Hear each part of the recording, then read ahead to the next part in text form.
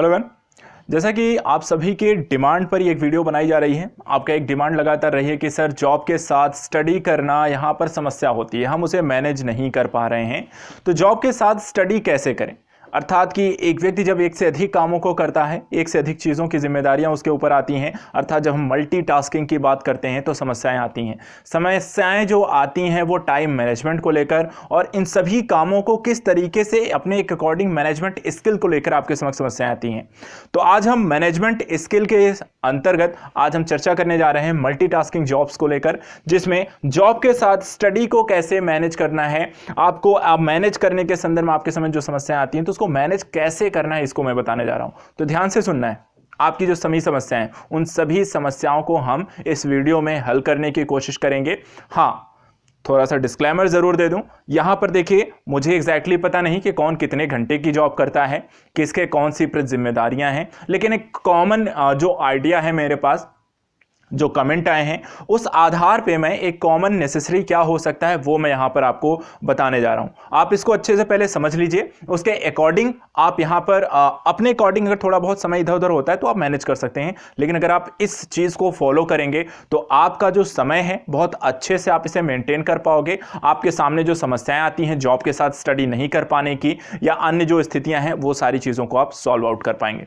तो चलिए आज समझते हैं कि किस तरीके से आप मल्टीटास्किंग वर्क को एक मैनेजमेंट स्किल के तहत कैसे सीखेंगे।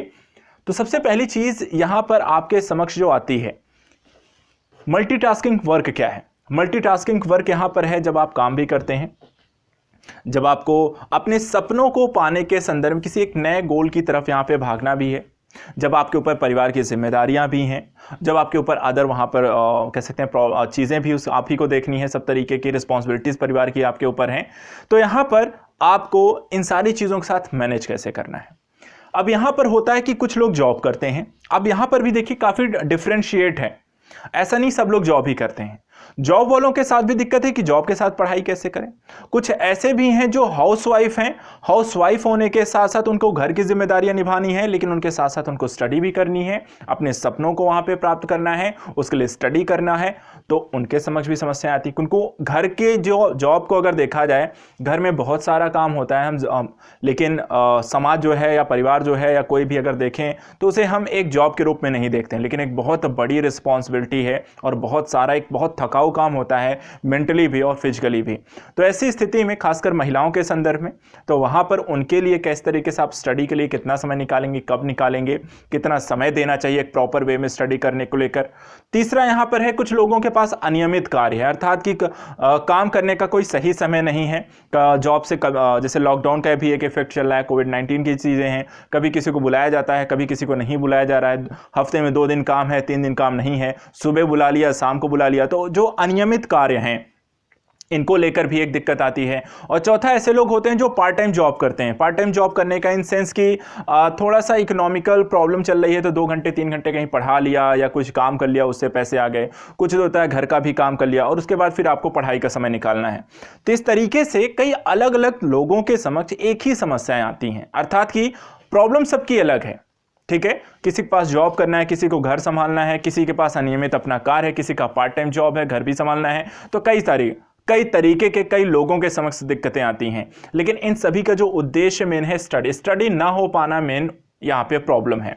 अब यहाँ पर कुछ लोग इसको अपना गोल बना के बैठे हैं कि नहीं मुझे IAS बनना है या मुझे PCS बनना है, उसके लिए मुझे पढ़ाई करनी है। कुछ लोगों का सपना है कि यार ये चीज़ तो ये मेरा सपना है, ये मेरा पूरा करना है, इसको लेकर जो भी होगा मैं देने को तैयार हूँ। कुछ लोगों को गलत प्रूफ करना है दूसरे लोगों को कि आप मुझे शायद इस लायक नहीं समझते हैं, लेकिन मैं ऐसा करके दिखाऊंगा या करके दिखाऊंगी कि यहाँ पर मेरे अंदर वो काबिलियत है जो इसके बारे में आप मेरे लगातार हंसी या मुझे लगातार आप एक डिमोटिवेट करते हैं। तो कई सारी चीज़ें होती हैं, कई सारे रीज़न हो सकते हैं इसको प्राप्त करने को लेकर अपने लक्ष्यों को संदर्भ में, लेकिन यहाँ पर समस्याएं लेकिन सबकी अलग हैं।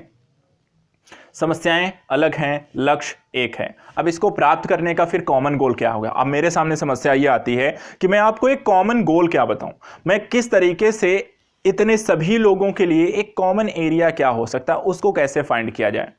तो मैं यहां पर एक कॉमन प्लेटफॉर्म ढूंढने की कोशिश कर रहा था, इन 24 आवर्स के वितरित करने की कोशिश कर रहा था, और मुझे जो सही लगा उसके अकॉर्डिंग मैंने एक समय निकाला। समय को डिवाइड करने के संदर्भ में मैंने थोड़ा सा तार्किकता जरूर रखी है क्योंकि घर पे आप रहते हैं, काम करके आते हैं, तो थोड़ा सा बॉडी भी थकान होती है, थोड़ा सा रिलैक्स भी चाहिए होता है। उन सारी चीज़ों को ध्यान में थोड़ा सा टेक्निकली बॉडी को लेकर भी, क्योंकि मैं भी पढ़ाता हूँ और उसके बाद अगर मुझे जाके फिर से घर पे काम करना होता है, घर से काम करने के बाद फिर वापस से फिर से पढ़ना होता है ताकि अगले दिन जाके पढ़ाऊँ, तो बॉडी कितना रिफ्लेक्ट करती है, कितना हम वहाँ पे जाके काम कर सकते हैं, इन सारी चीज़ों को विचार में रखते हुए मैंने एक टाइम निकाला है। और ये टाइम आई थिंक सो आप मैनेज कर पाओ। इतना अगर टाइम आप मैनेज कर लो तो भी आपकी स्टडी यहाँ पर अच्छी हो सकती है। तो चलिए देखते हैं आपके लिए सही टाइम क्या होगा। देखिए, हम सभी के पास एक नियमित दिनचर्या है। नियमित दिनचर्या का मतलब कि 24 आवर्स हैं, और इन 24 आवर्स का आप प्रयोग कैसे करेंगे, तो इसको मैंने 3 टाइम जोन में विभाजित किया है, 3 अलग अलग चीज़ों के संदर्भ में। पहला, एक जॉब के पर्पस से जॉब करना है, या किसी को घर का सारा काम निपटाना है, या किसी को अपना पार्ट टाइम जॉब में कहीं आपको पढ़ाई कराना है, या कुछ और भी जो भी आपके पास, जो भी आप काम करते हैं, जिस भी तरीके की चीज़ें हैं आपके पास, उसके लिए 8 घंटे का टाइम निकाल दिया गया है।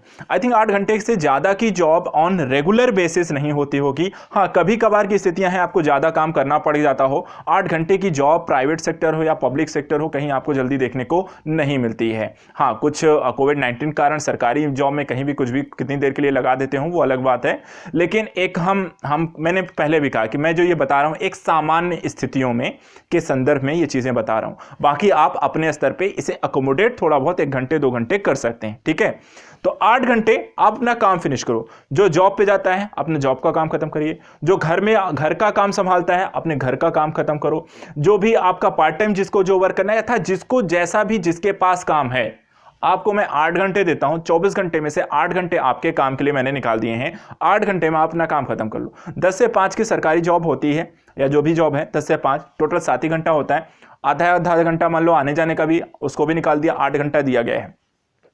8 घंटे की जॉब के बाद का पास भी आपके पास 16 घंटे बचते हैं, और इस 16 घंटे का यदि आप सही तरीके से उपयोग कर लें तो भी आप सक्सेसफुल हो सकते हैं अपने एग्जाम को। इस एग्जाम के लिए एक चीज ध्यान रखिएगा, पढ़ाई घंटों के हिसाब से नहीं जरूरी है।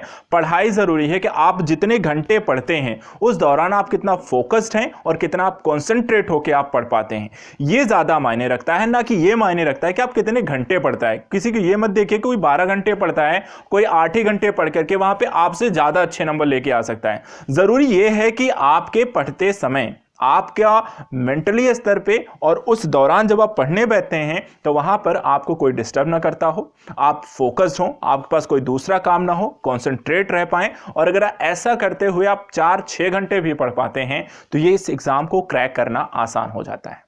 और ऐसा मैं नहीं कहता हूं, ये सब फैक्ट हैं। ऐसे कई लोग एग्जाम को क्वालिफाई कर चुके हैं सिर्फ 4 से 6 घंटे 8 घंटे की पढ़ाई करके, और कई ऐसे भी लोग हैं जो 12 घंटे 14 घंटे भी पढ़ाई करते हैं, वो भी क्रैक करते हैं। तो यहां पर आप लोगों की स्थितियां जो हैं वो आप बहुत ज्यादा समय नहीं दे सकते हैं, लेकिन फिर भी आप लोग इस एग्जाम को क्रैक कर सकते हैं। तो पहला स्टेप समझ गए। दूसरा स्टेप, जब कोई जॉब करके आते हो तो घर की अपनी कुछ एक्सपेक्टेशंस जुड़ी होती हैं, ठीक है। अगर पुरुष है तो वहाँ से आता है तो घर में खाना पीना बाकी दुनिया भर की चीज़ें उसे बताई जाती हैं। महिलाएं हैं तो भी उसे डिमांड सुननी पड़ती, कोई बाहर से आया है, आपके अगर मान लीजिए हस्बैंड हैं, आपके घर का कोई और आदमी है, पिताजी हो सकते हैं, भाई लोग हो सकते हैं, कोई भी है, तो बाहर से आया है तो वो भी थका मतलब अपने आप को दिखाता बहुत ज़्यादा कि मैं बहुत काम करके आया हूँ, तुम घर में ऐसे ही बैठे हुए हो, तो चलो अब उनके खाने पीने बाकी चीज़ों की व्यवस्था करना। तो ये चीज़ें होती हैं, ठीक है।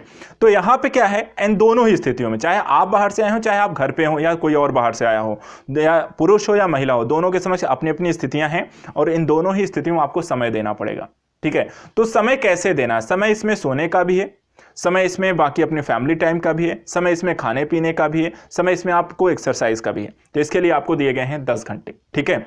सबसे बड़ा समय जो सबसे 24 घंटे में 10 घंटे आपको दे दिए गए हैं आपको अपने फैमिली टाइम और बाकी चीज़ों के लिए। फैमिली टाइम के लिए 1 घंटा है, बैठिए उनके साथ, खाने पीने के दौरान चर्चा कर ली, बाकी सारी चीज़ों के दौरान। पर्सनल टाइम 1 घंटा और भी आप उनके साथ बैठ के कुछ भी आप चीज़ों पे डिस्कस कर सकते हो। 1 घंटा फैमिली टाइम और पर्सनल टाइम। स्लीपिंग टाइम 6 घंटा सोना बहुत ज़रूरी है। कारण क्या है, आपने जॉब भी करनी है, घर का काम भी संभालना है, उसके बाद वापस पढ़ना है, और इन दोनों के संदर्भ में आपको प्रॉपर नींद होनी बहुत ज़रूरी है। एक अच्छी नींद ही आपको यहाँ पे संतुलित रख पाएगी। ऐसा नहीं कि 2 घंटा पता लगा सो रहे हो, यहाँ भी जब यहाँ भी काम किया और जब इस पढ़ने के टाइम पे आए तो आपको पढ़ने के दौरान नींद आ रही है, आप पढ़ते पढ़ते सो जा रहे हो, तो ये वाला काम नहीं चलना है, ठीक है। अच्छी नींद लीजिए। 6 घंटे की नींद कोई बुराई नहीं है, मैंने 10 घंटे दे रखे हैं आपको, ठीक है। सोने का है, एक्सरसाइज भी करिए, बॉडी फिट रखनी है। कोई भी व्यक्ति होगा, एक चीज ध्यान रखिएगा, एक्सरसाइज निगलेक्ट नहीं करना है, ठीक है। एक्सरसाइज निगलेक्ट नहीं करना है, और अदर थिंग, खाना पीना, अन्य सारी चीजों के संदर्भ में।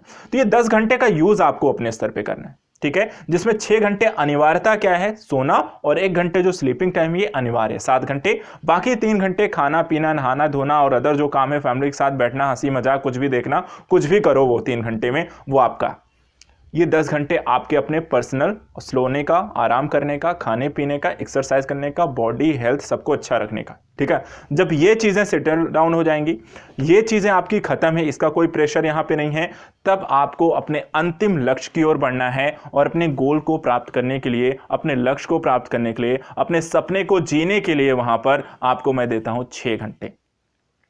6 घंटे देखिए क्या है, अगर इस 6 घंटे का आप सही बस यूज करना है। अब यूज करने के संदर्भ में पहली चीज, जिन लोगों की तैयारी हो चुकी है, जिन लोगों को तैयारी शुरू करनी है, ऐसे दोनों लोगों के लिए मैं कह दूं कि आप लोगों को सबसे जो पहला स्टेप है, पहले स्टेप में 3 पार्ट बनाइए, प्री, मेंस और ऑप्शनल, ठीक है। प्री, मेंस, ऑप्शनल तीनों को यहां पर 2-2 घंटे दीजिए। 6 घंटे में 2 घंटे ऑप्शनल का सब्जेक्ट अपना पढ़िए, 2 घंटा प्री के सब्जेक्ट को पढ़िए, 2 घंटे मेंस के सब्जेक्ट को पढ़िए। जब यहां पर आपका ये सब कंप्लीट हो जाए, तो उसके बाद फिर आप इसमें शामिल करिए करंट अफेयर्स को ऐड करिए, और इसके साथ साथ आंसर राइटिंग करना शुरू करिए, और साथ साथ इनका रिवीजन करना है, ठीक है। जब इनको आप पढ़ लीजिए, तो तीसरा इसमें क्या करना है, रिवीजन। अब एक चीज और मैं आपको कह दूं, अब यहां पे बहुत ज्यादा हड़बड़ाने की कोशिश नहीं है कि मैं इसी 6 घंटे में सब कुछ कर लूं। एक चीज ध्यान रखिएगा, यहां पे अगर आपके पास समय कम है, ठीक है, समय कम है, तो अपने आप को कम समय में बहुत ज्यादा प्रेशराइज मत करिए, बल्कि अपने आप को समय दीजिए। समय दीजिए, आप एक पूरी तैयारी के साथ इस एग्जाम में जाइए। जब तक पूरा कंप्लीट ना हो जाए, इस एग्जाम में बैठने की जरूरत नहीं है। कारण यह है कि आप मेहनत भी करोगे, और रिजल्ट यहां पे अगर पॉजिटिव नहीं आता है, तो आपके ऊपर प्रेशर ज्यादा दुगना होता है, क्योंकि वहां पर जो घर में बैठे लोग हैं, वो आपको प्रेशराइज करना शुरू करते हैं कि क्या कर रहे हो, अपने काम पे ध्यान दो, जो कर रहे हो उसी को देखो, उसी में अच्छा कर सकते हो, इसके करने की क्या जरूरत है। पैसा भी जा रहा है, मेहनत भी जा रही है, कुछ कर भी नहीं रहे हो, और अलग तरीके की बहुत अलग नेगेटिविटी आपके संदर्भ में आपको लेकर आते हैं। तो एग्जाम तब दीजिए जब आपका कंप्लीट प्रोसेस हो जाए, कंप्लीट हो जाए। और कंप्लीट प्रोसेस का क्या मतलब है, सबसे पहले चरण में 6 घंटे में 3 डिवाइड करने हैं, 2-2 घंटे तीनों चीजों को देनी है, pre, mains, interview, pre, mains और ऑप्शनल, इन तीनों को पढ़िए, इनका पूरा कोर्स खत्म करिए। जब ये खत्म हो जाए, फिर दूसरे स्टेप पे जाइए, उसी 6 घंटे का प्रयोग रिवीजन के संदर्भ में 4 घंटे का दीजिए, आधा घंटा आंसर राइटिंग के लिए निकालिए, और 1-1.5 घंटा करंट के लिए निकालिए। और जब ये कंप्लीट हो जाए दोबारा, तब उसके बाद डिसाइड करिए, फिर देखिए कौन सा ईयर आ रहा है, ठीक है। जब ये पहला प्रोसेस आपका कंप्लीट हो जाए, तब उसके बाद देखिए कि 2021 में क्या कंप्लीट कर पाए, कि 2022 में ऐसा आप कर पाए, 2023 में कर पाए। और जिस ईयर आपका ये देखें कि आपने ये 2 स्टेप कंप्लीट कर लिए, उस साल के एग्जाम को टारगेट करने की, मुझे इस साल का एग्जाम देना है, क्योंकि जो उस साल के जब एग्जाम करेंगे, तो आप तीसरी बार रिवीजन में जाएंगे, और आप उस एग्जाम को आसानी से क्लियर कर सकते हैं। समझ में आई बात। जितना मैं कह रहा हूं, मैंने बहुत सोच समझ के बताया, यहां पे किंतु परंतु वाला काम मत करिएगा। मैं जितना कह रहा हूं पढ़ने के संदर्भ में, उससे ज्यादा नहीं करने की जरूरत है, ना उससे कम करने की जरूरत है। जितना बोला गया है बस आप इतना कर लो, और जैसे बताया जा रहा है इसको वैसे ही करना है। अगर इतना कर लोगे तो आपके 6 घंटे, और दूसरी चीज, इन 6 घंटे में इसीलिए मैंने पहले सारा काम आपको बता दिया है, पहले ये सब फिनिश करके बैठना है, ठीक है। अब ऐसा भी नहीं होगा कि आपको 6 घंटे एक साथ मिलेंगे, अब ऐसा भी नहीं होगा कि ये 6 घंटे आपको एक साथ मिलेंगे। तो ये देखना आपका काम है, क्योंकि मुझे नहीं पता कि आप कब सोते हैं, कब उठते हैं, कब जॉब का टाइम होता है, कब फ्री रहते हैं, ये आपको देखना है। अब आप अपनी एक दिनचर्या बनाइए, और इस दिनचर्या के 24 घंटे में ये सब आप ऐड करिए। ये सब आपको ऐड करना है कि कब सोना है, कब पढ़ना है। पढ़ने के 2 घंटे सुबह रखने हैं, फिर दोपहर में रखें, फिर शाम को 2-2 घंटे रख लेने हैं। आप ऐसा भी कर सकते हो कि दिन में 3 शिफ्ट बना लो, एक सुबह का 2 घंटे पढ़ लिया, फिर एक दोपहर का बना लिया 2 घंटे पढ़ लिया, फिर एक शाम का बना लिया 2 घंटे पढ़ लिया, या जैसा भी आपको, जहां भी आपको समय मिलता है। लेकिन ये 6 घंटे निकालने हैं, कैसे निकालने हैं वो आपके अपने रूटीन में होगा। आप अपना रूटीन देखिए, बैठिए एक दिन और उसको सेट करिए, और जब सेट हो जाए तो उसी रूटीन को फॉलो करना है। दूसरा डिस्क्लेमर, अब यहां पर देखिए तो मैंने प्लस माइनस सब में लिख रखा है। प्लस माइनस का मतलब क्या है, सबके पास इससे ज्यादा और कम काम हो सकता है। तो आप इसी को अपने अकॉर्डिंग कम और ज़्यादा कर सकते हैं, लेकिन कम और ज़्यादा पढ़ाई वाले मत करिएगा। पढ़ाई वाले मोस्टली अगर बहुत भी करना है तो 5 घंटे से कम मत करिएगा पढ़ाई का। 5 घंटे निकालिए कम से कम, 5 से 6 घंटा। यहाँ पर आपका काम कम ज़्यादा कभी कभी हो सकता है, ये आप कर सकते हैं। दूसरा, हो सकता है किसी दिन ऐसा भी हो कि आपको काम ज़्यादा हो गया हो और उस दिन इतना व्यस्त हो कि पढ़ाई करने का मौका नहीं मिला, तो कोई प्रेशर लेने की ज़रूरत नहीं।